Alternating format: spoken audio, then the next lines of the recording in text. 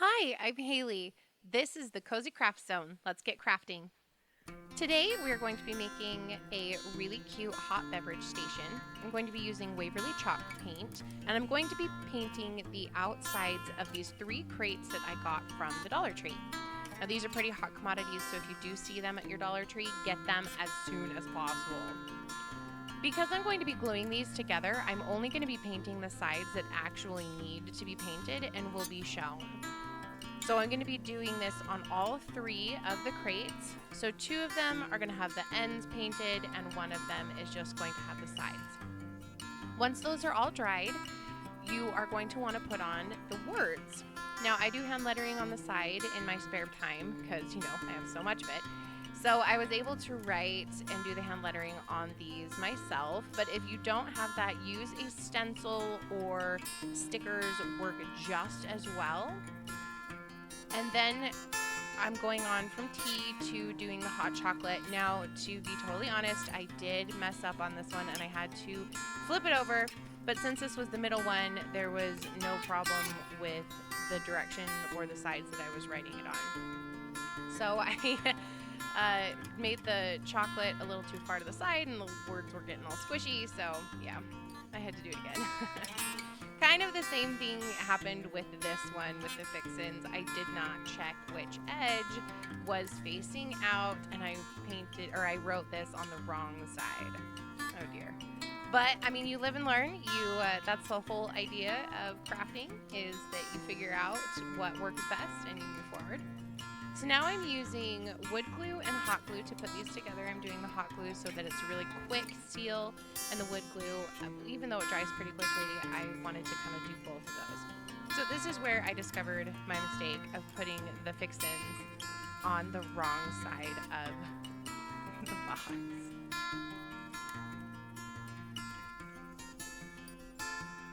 So now I'm going to glue this one as well. I did have to paint it backwards because, you don't want to see that. And I am planning on giving this as a gift to someone in my life. So I'm gluing these together, making them nice and tight, making sure the glue is adhering well. And now I'm going to be putting on burlap ribbon. Now I got this ribbon from Michael's when it was on sale. I think it was like $2, and it was part of a set of like 5 different sizes, which was awesome. So always check your clearance section of Michael's or Joann's or your local crafting station. Not station, store. So I'm hot gluing it into place around the outside in different places so that it stays really, really well. I want this to be a long-term thing for the person I'm giving it to. Alright, so now I'm going to take the ribbon and I am going to make a bow. And I wanted to slow it down a little bit here so that you guys could see how I make a bow.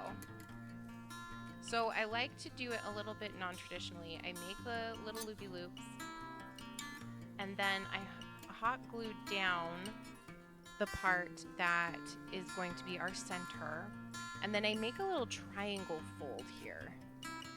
So I go across and then I kind of make a triangle, allowing the ribbon to move upwards like you see here, and then I just wrap that ribbon around the bow's center. This creates a very nice polished finished look, and I just hot glue that last little bit down and it looks like a really nice, well-crafted bow. And honestly, it took me a really long time to figure out how to do this the right way. Before it was kind of difficult, but I finally figured it out, so I wanted to share. Because I felt like this needed one last little touch, I decided to put a button on the little bow there in the middle. And here is the finished product.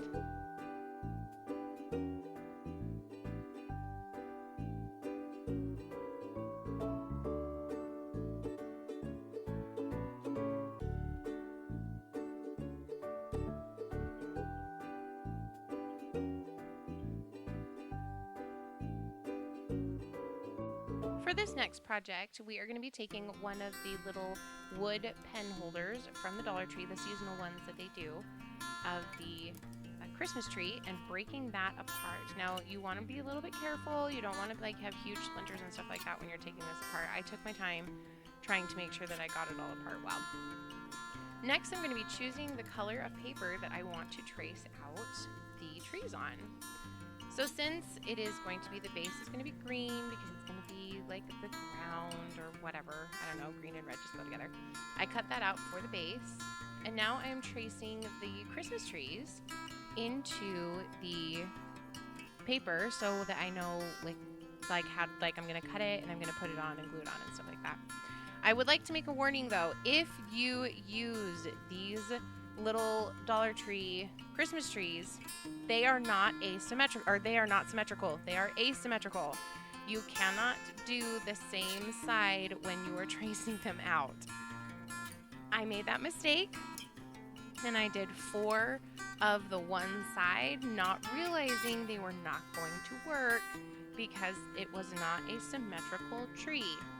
So I just want to let you know, if you decide to do this project, just know that you have to flip it over when you're doing it. I was very frustrated with myself. So I was like, what in the world? Oh my gosh. So now I'm just cutting out the cardstock paper. This paper I also got at Michael's at the after Christmas sale. It was, I believe, 50% off. So always check those sales for paper and for really cool crafting things that you can use throughout the year. At the end of the holidays, it always seems to just have the coolest stuff left over. So now I'm going to kind of clean up these little pieces of wood, and I'm using some sandpaper. Now here you can see I'm using P80, grit 80, but I do end up switching that down to the finer grit here in just a minute because I found that I actually worked better with the finer grit. So I put a little wood glue on and put my little cute green paper, and now I'm sanding the edges off just to get any excess. I also like the technique of using the sand or sanding because it does make the paper look a little bit more finished than just this really harsh, sharp edge of scissor cutting. And that is when I discovered my mistake. With the paper, I felt so silly. So I'm putting wood glue on each of these and putting the paper down. You really want to make sure it's adhered well. So here I am doing the correct stupid mistake that I made, but I'm doing the correct side for the paper. And even then, I'm going to be totally honest with you guys, I did the same mistake twice. I guess I was really tired when I was doing this craft, so it took a lot longer than it needed to, because in reality, this craft should not take that long, maybe 20-30 minutes, but I just kept on making mistakes, so it took me a lot longer. But it ended up really cute, which you'll see, so it's okay. The sacrifice was all right. Now I am using embossed paper here, so it's going to give it a really interesting and fun texture. I really like working with embossed paper because it adds that little extra oomph when you're creating something. It gives it a more store-like quality. It just makes it look really, really nice, so I really enjoy doing that.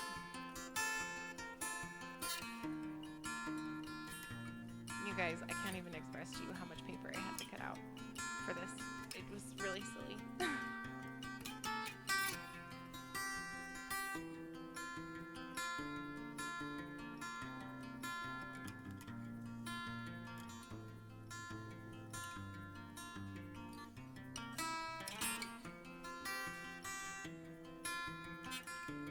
So now I'm putting the wood glue on again, and I'm finally getting my last piece done.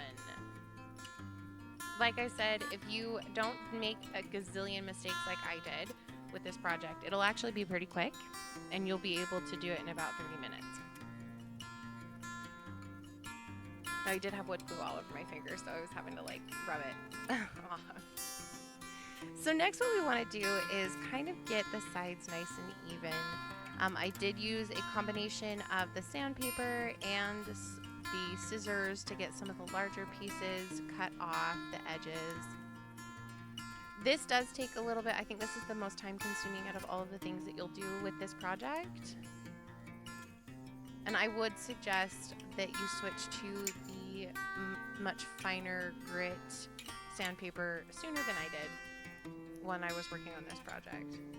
But it was really nice to be able to get that really clean, crisp edge as I was putting this together.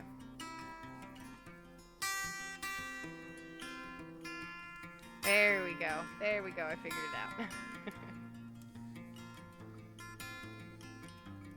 Don't be afraid to either to like really get in there as you are working on this project. Really get in there with the scissors, get in there with the sandpaper, because this is supposed to be kind of a rustic farmhouse looking style tree. And I was being really, really gentle because I didn't want to make it like look funny, because I was like, just this is the first time I was doing it. So don't feel bad about getting in there and really doing your stuff. So I'm going to be cutting this in half. So you want to make a straight line down the middle of one of the sides of the tree, so that you can really see where you're going to be cutting it. Now I am using my Hobby Lobby, not Hobby Lobby, Harbor Freight tools, straight edge. It was called like a hobby razor. That's why I wrote it on top so that I could remember what was in the box. But I use it so much, it wasn't really necessary. But cut it down the middle, and you're going to want to get it pretty dang close. But then you finish it out with the scissors. This is what I have found has been the easiest in terms of getting the wood from the Dollar Tree cut, is I start it with the straight edge, and then I finish it with my scissors. So now we're going to take the Christmas tree that we did not cut and put it down as our base. If you guys have not been able to figure it out by now, we are making a 3D tree. So now we're going to take the one side and glue it on there. Now you really need to make sure that you are getting it in there symmetrically, because it looks really funny if it's squampy. I did that once on another one and it did end up looking kind of funny. So there's me, and I'm checking it like over and over to make sure that it ends up the way that it is. So now to add the embellishments on it, I am going to put jingle bells. So these are some really cute little jingle bells. You can get them from the Dollar Tree, you can get them from Hobby Lobby or Joann's or Michael's. Like, you can pretty much get them at any craft store.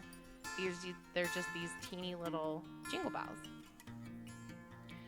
So as I played with it, I found that they worked the best at the very edge of the Christmas trees, the branches, and I just hot glued all of those on.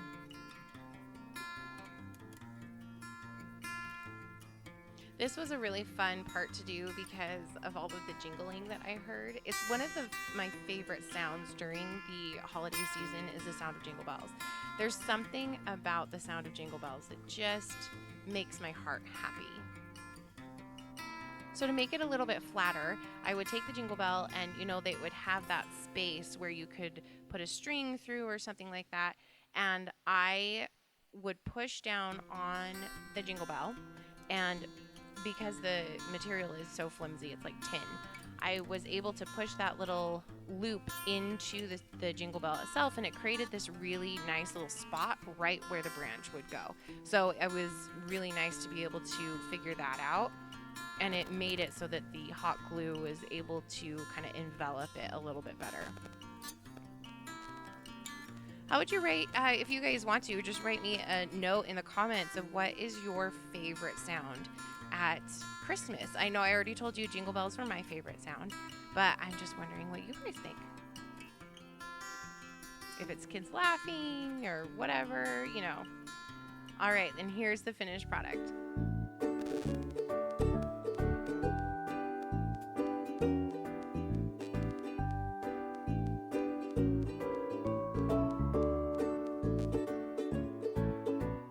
All right, and we are now on to our last project for today's video. This was a real labor of love for me. This is definitely not one that you can do just like on a lunch break or like quick, like, hey, I'm going to sit down and do a craft for a little bit. This is one that you want to do if you have a little bit more time. But I love red trucks, and I love the red truck theme. I'm very much into country. So I'm painting the red truck, and I decided not to make you guys sit through all of my painting craziness. Like, I'm very anal painter, so I didn't want to make you sit through that. So now I'm taking just a garland that I got from Walmart and wrapping it around a square tree form that I got from the Dollar Tree. I'm taking these zip ties, which are also from the Dollar Tree, and adhering zip tying, not really adhering, but I'm tying the garland onto the wreath form with the zip ties. Now, because the garland is so thick, I don't have to worry about these zip ties being a specific color, because I cut off the excess on the zip tie and you can't see it at all, which is really nice. So the garland is going to be a little bit longer than the wreath form itself, so I ended up doubling up on a couple of spaces, which did make it a little bit more thick and full. So I think if I was to do this again, I would do it with 2 garlands, maybe one long one short one, so that I could really get in there and get it a really full and beautiful looking.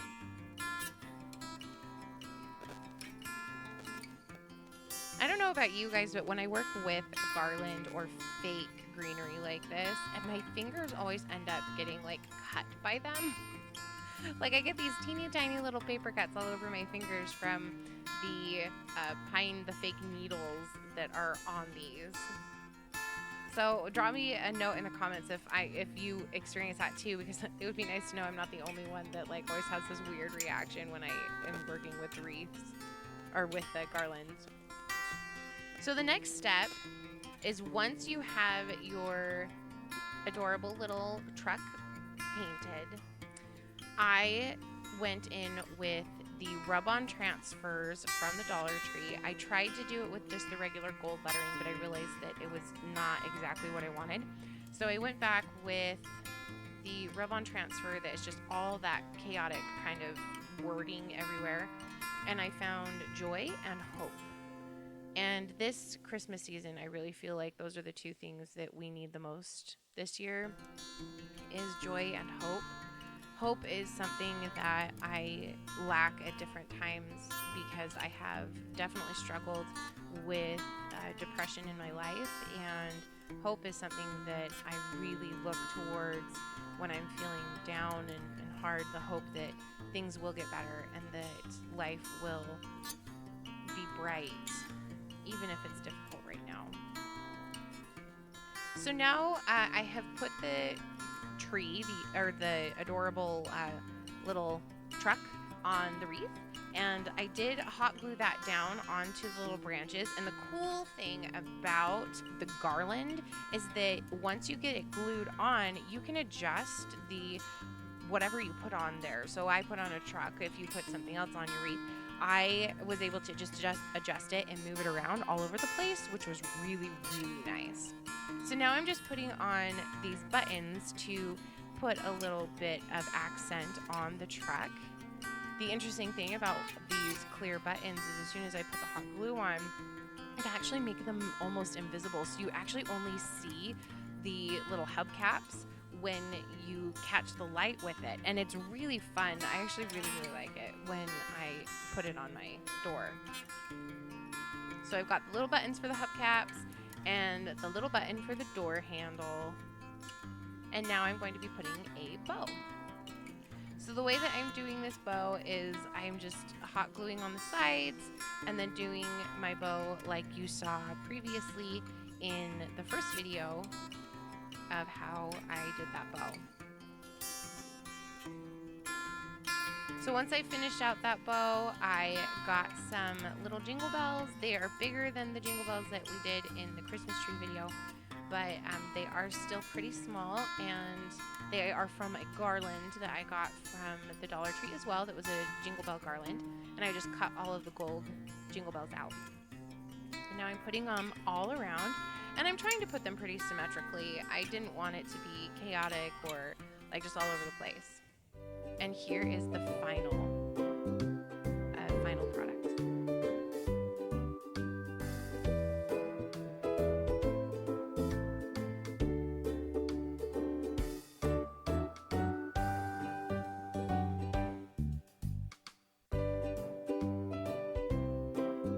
thank you so much for watching my video. Don't forget to subscribe if you have liked what you have seen. Also, you can find me on Instagram at Cozy Craft Zone or on my personal page at Haley Whitebow.